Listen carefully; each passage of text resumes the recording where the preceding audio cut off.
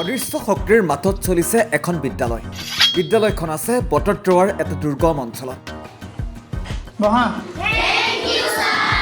তোমালোকৰ ভালনে? এইখন অসমতেই ঘটিছে এনে নাভূত নাশ্ৰুত ঘটনা। অদৃশ্য শিক্ষকৰ মাতত চলিছে বিদ্যালয়ৰ নিয়মিত পাঠদান।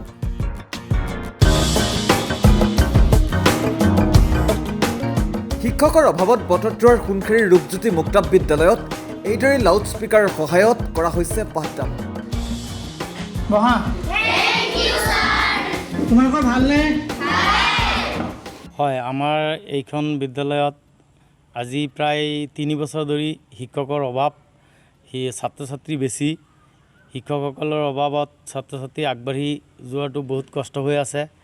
তথাপিও ইয়াৰ মাজতেই তেওঁলোকে বহুত চেষ্টা কৰি শিক্ষা দি আছে আৰু ইলেক্ট্ৰনিক হেৰিৰ মাজেদি তেওঁলোকক পাঠদান দি আছে। যিমানখিনি কষ্ট কৰিবলৈ কৰি আছে, সেইকাৰণে আমি অসম চৰকাৰক আহ্বান জনাওঁ যে অতি সোনকালে আমাৰ এই স্কুলত যে 3জনমান শিক্ষক দিলে আমি ধুনীয়াকৈ স্কুলখন আগবঢ়াই লৈ যাব পাৰিম। উল্লেখযোগ্য যে বটদ্ৰৱাৰ এইখন সোণখাৰীৰ ৰূপজ্যোতি মুক্তাব বিদ্যালয়ত 5টা শ্ৰেণীৰ বিপৰীতে আছে 235গৰাকী শিক্ষাৰ্থী। আটাইকেইটা শ্ৰেণীকোঠাত পাঠদান দিয়ে মাত্ৰ 4জন শিক্ষকেহে। ফলত এই অৱস্থাৰ সৃষ্টি হৈছে বিদ্যালয়ৰ ছাত্ৰ ছাত্ৰীসকলৰ মাজত। বহা।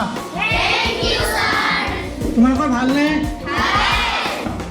Bureau' report, chief pillar.